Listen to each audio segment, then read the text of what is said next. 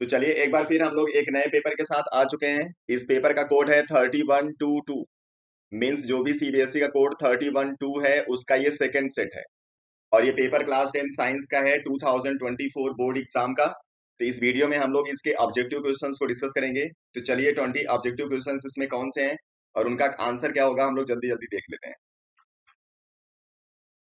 इसमें question number 1 है, consider the following statements about homologous series of carbon compound.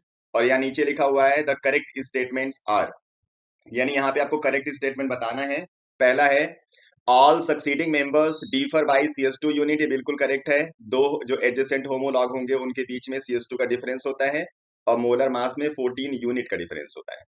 दूसरा है melting point and boiling point increases with increasing the molar mass, ये बिल्कुल correct है। जैसे जैसे आप मॉलिक्यूलर मास बढ़ाओगे मतलब चेन लेंथ बढ़ाते हो, मतलब कार्बन का नंबर बढ़ाओगे चेन के अंदर, वैसे वैसे उसकी मेल्टिंग पॉइंट बॉइलिंग पॉइंट बढ़ेगी। सी पार्ट है the difference in molecular masses between two successive members is 16 unit, ये 16 यूनिट गलत हो गया, अभी हमने डिस्कस किया था 14 यूनिट होना चाहिए। C2H2 and C3H4 are not the successive member of alkyne series, ये भी गलत हो गया क्योंकि आप देखो C2H2 और C3H4 दोनों के अंदर CH2 का डिफरेंस है और CH2 का डिफरेंस होगा तो वो सक्सेसिव मेंबर्स होते हैं। इसलिए यहाँ पे आपका ऑप्शन हो जाएगा A और B करेक्ट। आप चेक कर लो, ऑप्शन A सही हो जाएगा। चलिए question number 2, the number of cells required to write the electronic configuration of potassium, potassium 19 का कॉन्फ़िगरेशन जब हम लोग लिखेंगे तो ये होगा 2, 8, 8 एंड 1, यानी टोटल यहाँ पे जो सेल यूज हो रहे हैं वो 4 सेल्स यूज हो रहे हैं, इसलिए इसका आंसर लिख देना है 4।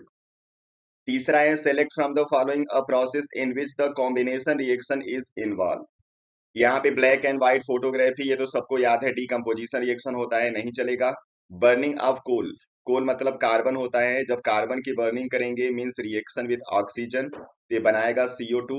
यहाँ पे कॉम्बिनेशन रिएक्शन ये हो रहा है इसलिए ये आंसर हो जाएगा। बाकी इसको चेक कर लो, बर्निंग ऑफ मीथेन, जब मीथेन को बर्न करेंगे मींस रिएक्शन विद ऑक्सीजन, तो ये दो प्रोडक्ट बनाता है CO2 एंड H2O, इसलिए कॉम्बिनेशन में नहीं आएगा। और जो फूड का डाइजेशन होता है तो वहां पे बहुत सारे प्रोडक्ट आते हैं, ये भी नहीं आएगा, इसलिए आंसर बी रहेगा। Question number 4, the oxide which can react with HCl as well as KOH, यानी ऐसा कोई ऑक्साइड जो एसिड और बेस दोनों से रिएक्शन कर रहा है उसको हम लोग एम्फोट्रिक ऑक्साइड बोलते हैं। और एम्फोट्रिक ऑक्साइड का सबसे अच्छा एग्जाम्पल कौन सा है, aluminium oxide. Question number 5, which of the following is an alloy of copper and tin, copper and tin के एलॉय को हम लोग बोलते हैं ब्रोंज, इसलिए इसका आंसर लिख देना है D. Question number 6, tooth decay begins at the pH, तो माउथ के अंदर जब पीएच होता है वो 5.5 से कम होने लगता है, मींस 5.5 या 5.4, तो इसी कंडीशन में जो टूथ डीके है वो स्टार्ट हो जाता है। तो यहाँ पे ये पॉइंट आपको दिख नहीं रहा है इसलिए आपको इससे कम वाला लिखना पड़ेगा, तो यहाँ पे लिख देंगे हम लोग 5.1, मतलब जब माउथ का पीएच 5.1 के आसपास हो जाएगा तो वहां पे टूथ डीके होना शुरू हो जाएगा। Question number 7, solid calcium oxide react vigorously with water to form calcium hydroxide by the liberation of heat. From the information given about it may be concluded that this reaction, यहाँ पे कह रहा है कि सॉलिड कैल्शियम ऑक्साइड है, इसका reaction किया गया है वाटर के साथ, तो वाटर के अंदर ये बनाएगा कैल्शियम हाइड्रोक्साइड और यहाँ पे हीट भी जनरेट होगी। तो हीट जनरेट होगा तो प्रोसेस हो गया एक्सोथर्मिक, इसलिए एंडो वाला तो ऐसे ही गलत हो जाएगा। अब एक्सो वाले में जो प्रोडक्ट बन रहा है वो बेस है, और जब बेस बनेगा तो जो पीएच इसका होगा वो होगा मोर देन 7, तो 7 से ज्यादा होना चाहिए, तो यहाँ डी ऑप्शन लिखा हुआ है, it is exothermic and pH of the solution is more than 7, ये वाला ऑप्शन करेक्ट हो जाएगा। Question number 8, in human respiratory system when the person breath in मतलब एयर जाएगा लंग्स के अंदर, the position of ribs and diaphragm will be, ये आपके हो गए लंग्स इस तरीके से, और यहाँ पे डायफ्राम, तो जो डायफ्राम यहाँ पे नीचे की तरफ शिफ्ट करेगा तो ये फ्लैट हो जाता है, इसको बोलते हैं फ्लैट एंड। और जो रिब होगा वो आउटवर्ड मूव करता है, तो उसकी वजह से यहाँ पे कैपेसिटी बढ़ेगी और एयर आके इसके अंदर फिल हो जाता है। तो यहाँ पे लिखना है कि रिब जो होगा वो लिफ्ट होगा और जो डायफ्राम है वो फ्लैट एंड हो जाएगा। तो यहाँ पे लिखा है lifted ribs and flat and diaphragm, option B में, ऑप्शन बी करेक्ट कर देना है। 9th, select out of the following a gland which does not occurs as a pair in the human body, वो ग्लैंड कौन सा है human body के अंदर जो पेयर में नहीं होता, तो पिट्यूटरी पेयर में नहीं होता, ओवरी पेयर में होता है, टेस्टिस भी पेयर में होता है, एड्रिनल ग्लैंड भी पेयर में होता है। तो इसका आंसर लिख देना है A. Question number 10, which of the following statement is are true about the human heart? Human heart के लिए कौन सा यहाँ पे जो स्टेटमेंट है वो सही है? अब हार्ट के लिए सबसे बड़ी प्रॉब्लम क्या होती है? पहले तो कंफ्यूजन लेफ्ट और राइट का होता है। तो यहाँ पे इसको आपको इमेज कंसीडर नहीं करना है, ये आपको कंसीडर करना है कि आपका खुद का हर्ट है। और जब अपना खुद का हर्ट इस तरीके से आप पेपर पे कंसीडर करोगे तो जो लेफ्ट वाला पार्ट है वो राइट दिखेगा, यानी कि जो पेपर का लेफ्ट होगा वो आपका राइट होता है और ये लेफ्ट होता है। यहाँ पे जो ब्लड आता है वो डीऑक्सीजनेटेड आता है और यहाँ पे जो ब्लड आता है वो ऑक्सीजनेटेड आता है। ये हो गया left atrium, left ventricle, right atrium और राइट वेंट्रिकल।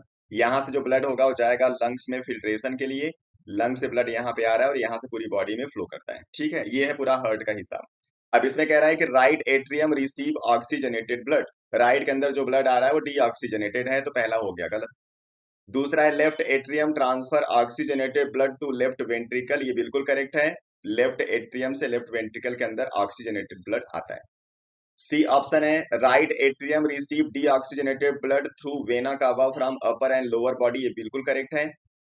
इसका डी पार्ट है left atrium transfer oxygenated blood to aorta, जो एओर्टा को ट्रांसफर करता है ये लेफ्ट एट्रियम नहीं करता, लेफ्ट वेंट्रिकल करता है, यहां से एओर्टा को जाता है ब्लड, इसलिए भी गलत हो जाएगा।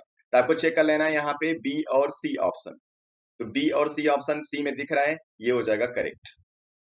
चलिए next problem, question number 11, which one of the following organism is represented by the diagram? तो इस डायग्राम में आप देख सकते हो राइजोपस का स्पोरेंजिया शो हो रहा है, इसलिए आपका आंसर हो जाएगा Rhizopus. Question number 12, cross made between two pea plants produce 50% tall and 50% short pea plants. The gene combination of the parental pea plants must be. अब यहाँ पे F1 F2 जनरेशन की बात नहीं हो रही है, मतलब किसी भी एक स्पेसिफिक आप जनरेशन को चेक कर लेना, उसके पेरेंट का कॉम्बिनेशन आपको बताना है। ऑफ स्प्रिंग में बोल रहा है कि 50% टॉल प्रोड्यूस हो रहा है और 50% शॉर्ट। तो जब भी 50% टॉल 50% शॉर्ट प्लांट्स आएंगे तो हमेशा यहाँ पे जो कॉम्बिनेशन होगा, एक में कैपिटल टी स्मॉल टी होगा, एक में स्मॉल टी होगा। इसका जब क्रॉस करोगे तो आपको 50% टॉल 50% ड्वार्फ प्लांट मिलेगा, इसलिए इसका आंसर आपको कर देना है option C. Question number 13, strength of magnetic field produce by a current carrying solenoid does not depends on. यहाँ बताना है जो करंट कैरिंग सोलेनॉइड होगा उसके अराउंड जो मैग्नेटिक फील्ड की स्ट्रेंथ प्रोड्यूस होगी वो किसके ऊपर डिपेंड नहीं करेगा। Number of turns in the solenoid इसके ऊपर डिपेंड करता है। Direction of the current flowing through it, ये डायरेक्शन ऑफ द करंट के ऊपर डिपेंड नहीं करता। स्ट्रेंथ ऑफ द करंट के ऊपर डिपेंड करता है लेकिन डायरेक्शन पे डिपेंड नहीं करेगा। डायरेक्शन ऑफ द करंट बदलने से बस होगा क्या, जो मैग्नेटिक फील्ड प्रोड्यूस हो रहा होगा उसका डायरेक्शन रिवर्स हो जाएगा, और डायरेक्शन रिवर्स होने पे स्ट्रेंथ पे कोई असर नहीं आता, इसलिए स्ट्रेंथ पे डायरेक्शन का इफेक्ट नहीं पड़ेगा। सी है radius of the solenoid, radius बदलने से स्ट्रेंथ बदलेगा, ये भी चलेगा। मटेरियल ऑफ द कोर, ये भी चलेगा, इसलिए इसका आंसर हो जाएगा B. Question number 14, SI unit of electrical resistivity is, resistivity rho की एसआई यूनिट होती है ओम मीटर, इसका आंसर हो जाएगा सी। 15 है the minimum resistance which can be made using 5 resistors each of resistance 10 ohm is. यहाँ पे 10 ओम के 5 रेजिस्टर्स को इस तरीके से आपको अरेंज करना है कि आपको मिनिमम रेजिस्टेंस मिल जाए, और आपको मालूम है मिनिमम रेजिस्टेंस के हम लोग करते क्या है, उसको कंबाइन करते हैं इन पैरेलल। जब पैरेलल इनको अरेंज करोगे तो क्या हो जाएगा, 1/10 1/10 आपको अरेंज करना है कितनी बार, 5 टाइम्स, इसलिए हो जाएगा 1/10 इंटू 5। तो जब आरपी यहां से लिखोगे तो हो जाएगा ये 10/5 मीन्स 2 ओम, तो इसका कॉम्बिनेशन हो जाएगा 2 ohm. Question number 16, consider the following statements in the context of human eye. Human eye के रिगार्डिंग यहाँ पे 4 स्टेटमेंट दिए गए हैं और आपको बताना है यहाँ पे करेक्ट स्टेटमेंट कौन सा है। पहला, the diameter of the eye ball is about 2.3 centimetre, ये बिल्कुल करेक्ट है, इसको याद भी रखना आप लोग, जो आई बॉल है उसका डायमीटर 2.3 सेंटीमीटर के आसपास होता है। सेकेंड है iris is a dark muscular diaphragm that control the size of the प्यूपिल, ये भी बिल्कुल करेक्ट है। सी पार्ट है most of the refraction of the light rays entering the I occurs at the crystalline lens, ये हो गया गलत, क्योंकि जो मोस्ट ऑफ द रिफ्रैक्शन होता है उसको शो करता है कौन, कॉर्निया, इसलिए ये गलत हो जाएगा। डी है while focusing on the object at different distances the distance between the crystalline lens and the retina is adjusted by the ciliary muscles, ये गलत हो गया क्योंकि जो सिलियरी मसल्स है ये आई लेंस और रेटिना के बीच के डिस्टेंस को चेंज नहीं करता, ये केवल आई लेंस के फोकस को बदलता है, यानी उसके फोकल लेंथ को चेंज करेगा, जिससे उसकी पावर बदल जाती है। तो यहाँ पे करेक्ट हो गया केवल ए और बी। तो ऑप्शन चेक कर लो, ये हो जाएगा ए। अब उसके बाद चार प्रॉब्लम यहाँ पे ये सर्सन रीजन से होंगे, चलो उनको देख लो। ए सर्सन है, the deflection of a compass needle place near a current carrying wire decreases when the magnitude of the electric current in the wire increases. इसमें बोल रहा है कि जो कंपास निडल के अंदर डिफ्लेक्शन होगा वो कम हो जाता है जब हम करंट को बढ़ा देते हैं। तो ये गलत हो गया, करंट के डायरेक्ट प्रोपोर्शन में होगा, करंट बढ़ाने से स्ट्रेंथ बढ़ेगा, स्ट्रेंथ बढ़ेगा तो डिफ्लेक्शन बढ़ेगा। रीजन है, strength of the magnetic field at a point due to a current carrying conductor increases on increasing the current in the conductor. ये बिल्कुल करेक्ट हो गया, इसलिए आपको ऑप्शन लिख देना होगा कौन सा, ये गलत ये सही, मीन्स बी ऑप्शन। 18 है, human female has a perfect pair of sex chromosome, उसमें एक्स एक्स होता है, ये बिल्कुल करेक्ट है। Sex chromosomes contribute by the human male in the zygote decide the sex of the child, ये बिल्कुल correct है, लेकिन इसका इस स्टेटमेंट के साथ कोई रिलेशन नहीं होगा, इसलिए ऑप्शन आपको कर देना है बी।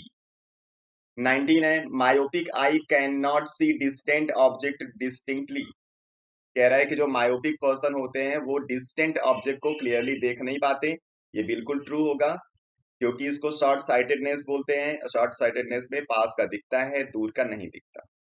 रीजन है, for the correction of myopia converging lens of appropriate power are prescribed by eye surgeon.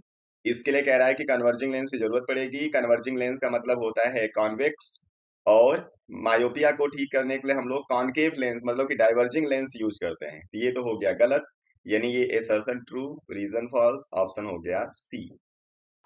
20 है, metals in the middle of activity series are found in nature as sulphide और carbonate, ये बिल्कुल correct है। जो middle वाले होते हैं इन दोनों फॉर्म में मिलते हैं, जो लास्ट वाले होंगे केवल सल्फाइड और जो पहले वाले होते हैं वो तो नॉर्मल क्लोराइड और oxide. Reason, the sulphide ores are calcinated, अब ये गलत हो गया, सल्फाइड ओर की रोस्टिंग होती है, whereas carbonate ores are roasted, ये भी गलत हो गया, कार्बोनेट ओर का होता है कैल्सिनेशन। तो ये गलत ये सही, इसका भी ऑप्शन हो जाएगा सी। ये तो हो गए टोटल 20 एमसीक्यूज इस सेट के। तो चलिए अभी हम लोग सबसे पहले एमसीक्यूज बहुत सारे डिस्कस करेंगे एक एक करके, और जितना आपको टाइम ज्यादा से ज्यादा मिलता है एमसीक्यूज करने की कोशिश करिए। नेक्स्ट वीडियो में फिर आते हैं दूसरे प्रॉब्लम के साथ, आप लोग पढ़ते रहिए, अपना ख्याल रखिए, थैंक यू।